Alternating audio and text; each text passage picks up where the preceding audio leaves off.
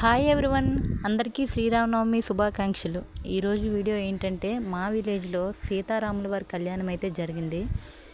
సీతారాముల వారి కళ్యాణం విన్నానే తప్ప ఎప్పుడూ చూడలేదు. అందుకే ఎర్లీ మార్నింగ్ లేచి కోవిలికి అయితే రెడీ అయ్యి వచ్చామన్నమాట. యాజ్ ఇట్ ఈజ్గా మన పెళ్ళిలాగే సీతమ్మ తరపు వాళ్ళు, రామయ్య తరపు వాళ్ళు కూర్చుంటారనమాట. దీనికి 3 రోజులు ముందుగా రాట అయితే వేశారు. దేవుళ్ళు పెళ్ళి చూడాలంటే అది వేరే లెవెల్ కదండి. చాలా హ్యాపీగా అనిపిస్తుంది మనసుకి. రీసెంట్గా మా మరిది వాళ్ళకి మ్యారేజ్ జరిగింది. ఈరోజు కళ్యాణం వాళ్ళ చేతుల మీదుగా జరిగిందనమాట. వాళ్ళు చేయించుకున్నారు. కళ్యాణం అయితే చాలా చక్కగా జరిగిందండి. ఇలా మీ ఊర్లో కూడా జరుగుతుందా? సీతారాముల వారి కళ్యాణం ఇలా జరిపిస్తే ఊర్లో ఉన్న వాళ్ళకి మంచి జరుగుతుంది అంటారు.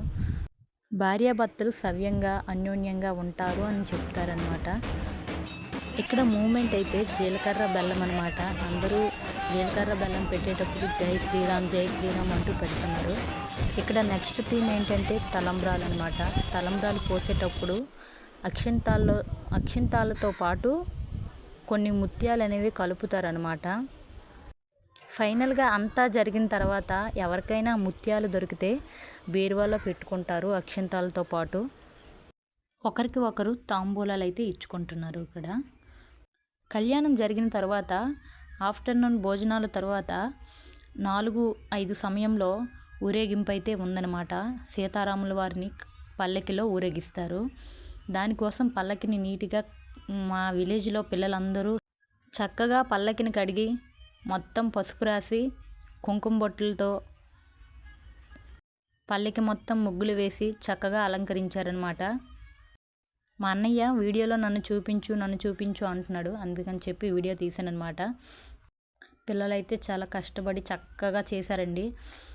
సీతారాముల వారి ఊరేగింపు అయితే స్టార్ట్ అయిపోయింది. భజన పాటలతో చక్కగా సీతారాముల వారిని చక్కగా ఊరేగించాము. మాదైతే చాలా చిన్న పల్లెటూరండి. ఇలాంటి కార్యక్రమాలు ఒకరికొకరు చేసేయలేము కదా. అందరూ కలిస్తే ఖచ్చితంగా ఇలాంటివి చేయగలము. ఇలా ఊరంతా కలిసి ఇలాంటివి చేసినప్పుడు ఆ ఫీల్ వేరే కదా. పల్లకిని ప్రతి ఒక్క దంపతులు కూడా ఖచ్చితంగా మోసారు.